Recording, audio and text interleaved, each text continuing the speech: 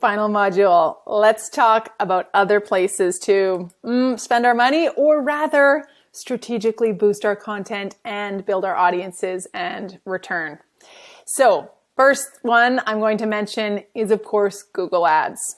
Now, we have an entire course on Google Ads within our digital marketing certificate, and I really encourage you to check it out if this is a place where you know you should be investing some time and money.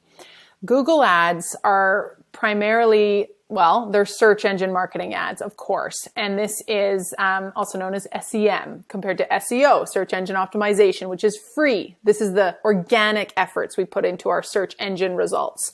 But in the search engine marketing, we're forcing our way into Google's platform. So we want to show up in search. And there's different types: display ads, video ads, search ads, app ads. Most commonly, we see search ads. You and I both know what these look like. You land on a Google results page, a search engine results page, aka the SERP, and you see the top results are ads. It shows that it's a paid search ad, and they're just copy. So if you look in the bottom right corner there on the campaign types, and the one that is first on the left, search ad, it is just that. You're reaching customers interested in your product or service with a text-based ad. Then, of course, we've got display ads, which have imagery attached to them. We've got shopping ads, which appear sometimes if I'm searching computers, laptop computers, and then I'm going to get a shopping series of ads at the top. So if Google knows that I'm in a shopping state of mind, it's going to serve me up some shopping ads. That's where those live. They also have an image attached. Video ads go without saying, and they appear in YouTube, which Google owns, and then use of universal apps. So that's where you're seeing Google ads appear on those third-party sites. That's Google's version of the audience network that Facebook uses. So the point here is that we think about Google ads if we know that we, for one, want to appear in search engine results, and two, that our customers might be more transactionally minded. So most of us are on social media to be entertained, to connect with friends and family, to discover new cool brands, right? Oftentimes we're on Google when we're in a research state of mind or transactional ready to buy. So a blend of both is beautiful. That can be fantastic. And some people think like, nah, forget social ads. I just need to appear in Google ads. And that's all they invest in. And that's great too. But I encourage you to really not master, but get good at your Facebook, Instagram, social media marketing ads. They're paid social. And then consider some dabbling into the Google Ads sphere. It's a bit more expensive, but if done well, it can be highly effective, and it's not too complicated of a tool. It works a little bit differently, but similar looking interface and similar parameters where you're building audiences, you're thinking about your targets, and then you're building campaigns, but they're based on keywords because, of course, you're served up when someone types in a certain keyword in their search bar. Next up, back into the social sphere, LinkedIn ads. We talked about this in our LinkedIn course, which is a deep dive into all things LinkedIn. And if you are uncertain about what platforms to appear on, LinkedIn is the under-leveraged and underestimated darling of social media. It truly is. There are so many amazing features in the business page environment that you don't have to be a white-collar, buttoned-up business to be in that environment. There are so many hundreds of millions of users and decision-making professionals on LinkedIn.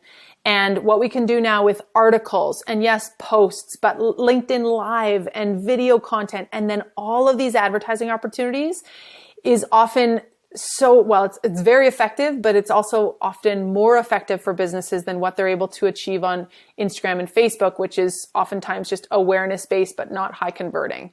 So I really encourage you to check out our LinkedIn course if you want to learn more about how to leverage your business page like you're probably not utilizing to the fullest, as most of us aren't.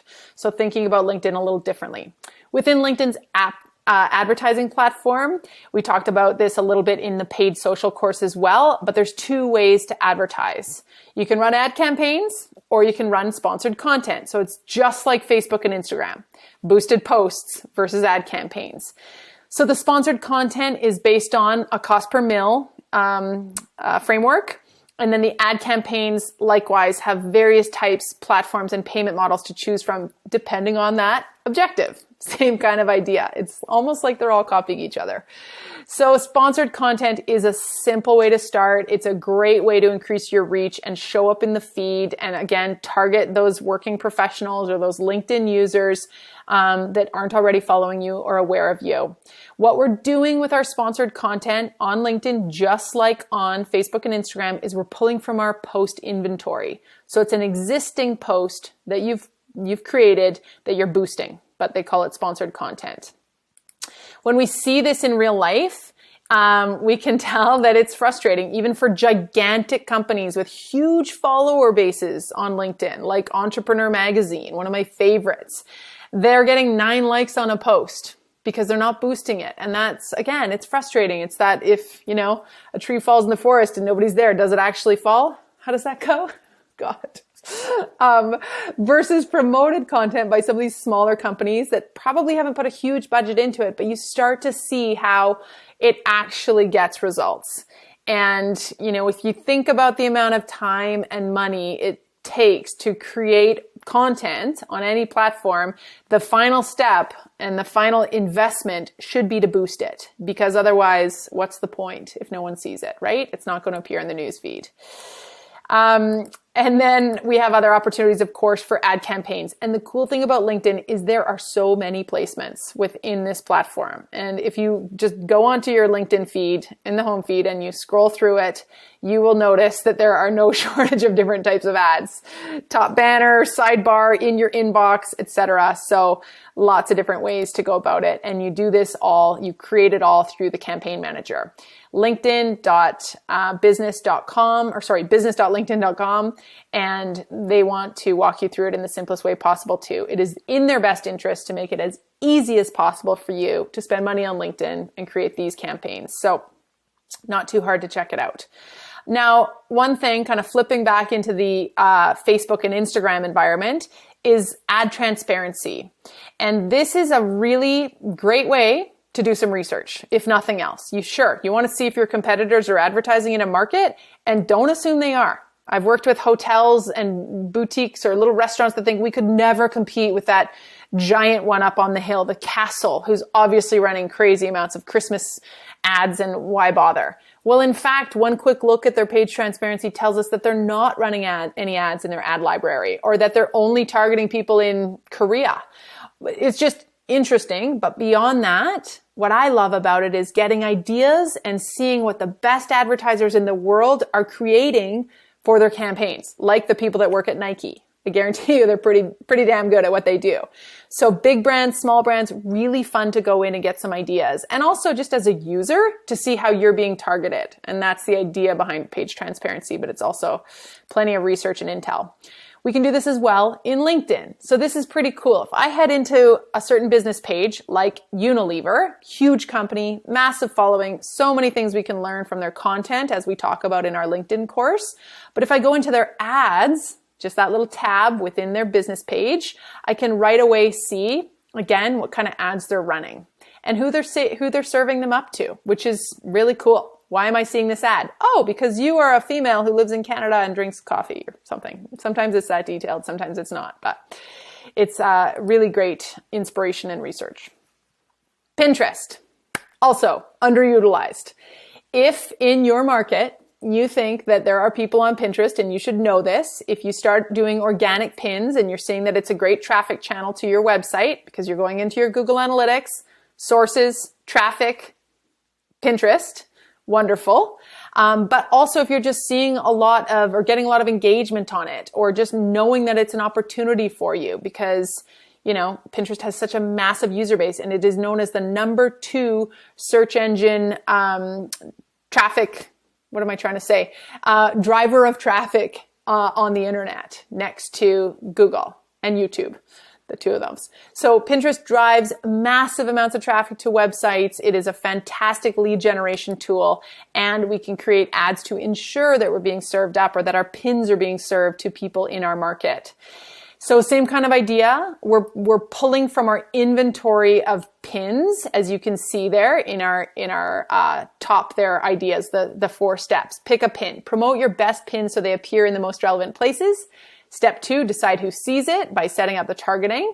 Step 3, pay for the results based on engagements or visits to your site. You have a couple choices, and then track what's working and then change it as needed. So same thing, you choose your campaign objective from building awareness or driving consideration, i.e. traffic, and then you get walked down the path of naming the campaign, choosing your audience, targeting who you want to, seeing how big that audience size is, etc.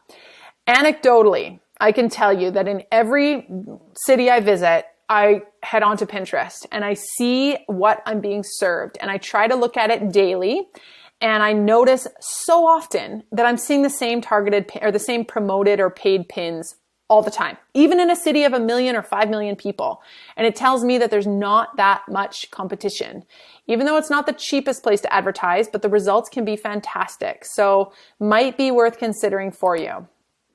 Adding your interests. So those are those topics that we can, choose. It's kind of a blend of keyword targeting here, like Google Ads. And then targeting the audience based on those relevant kind of interests that they may have. Budget and schedule, optimization and delivery. If we in this case, it's kind of the old school Facebook method where we get to choose the amount of our bid. So I would just go with the recommend there, and you can play with that a little bit. But the more you bid, obviously, the better your chances of being served up in that news feed, and the lower the opposite. And then from there, you pick the pins that you want to add to that basically set or that ad group, which is great. Finally, Twitter. This is not going away. Why do we know that Twitter's still relevant? Well, because it's referred to. It's like part of our lexicon daily, and it's made a comeback. There was a while there where we were hearing so much less about Twitter being relative or resonating for businesses and brands. But when you've got the Donald Trumps of the world, or the controversies and the breaking news and the immediacy of events as we do today, Twitter is still extremely relevant. And I talk to creators and influencers and small businesses all the time who claim that Twitter is a fantastic engagement source for them. It's a good source of research and feedback on new things. It's a great place to build your personal brand or names and opinions and personality and authority, as well as your companies. And then on top of that, the advertising opportunities are growing all the time. So Twitter's finally putting on its big kid pants. It doesn't have the same type of algorithmic filtering that other platforms do, as in when you go on Twitter, there's a fire hose of all the people that you follow and all of their tweets, which is good and bad, right? And as advertisers, it's really interesting. So same idea. We choose our objective. There's lots of different types of ads now that we can see within Twitter. They are constantly sending me emails about the new advertising opportunities that they have, like the timeline takeover I just got the other day. And setting up the campaign is as easy as it is on the other platforms. Objective, audience, bidding, budget, creative. And you get to create the ad right there in the Twitter ads dashboard. So business.twitter.com or advertising, just Google at Twitter advertising and you'll be taken right in to build your account, and it's so easy. Thank you for making it this far. I can't even wait to see what you create for your ad campaigns. It doesn't have to be instantly launched. You can play with them a little bit. Within Facebook Business Suite, there's tools that allow you to kind of map them out and practice before you go live. So get to know the platform, map it out in advance, come up with a budget that you think is reasonable but also meaningful. Even if it's $100 a month, start somewhere and see how they're performing and grow from there. I promise you that businesses of all shapes and sizes can absolutely leverage this platform really well, or these platforms, and see the return they're looking for. Just because you're advertising on the internet doesn't mean you're blindly spending money. In fact, you're growing your business really strategically by investing and getting way more back. And it's not a sure thing, but it is a very promising place to grow and learn and reap the rewards. See you online, and hopefully see you in another course very soon. Thanks so much, and so much luck to you. Bye.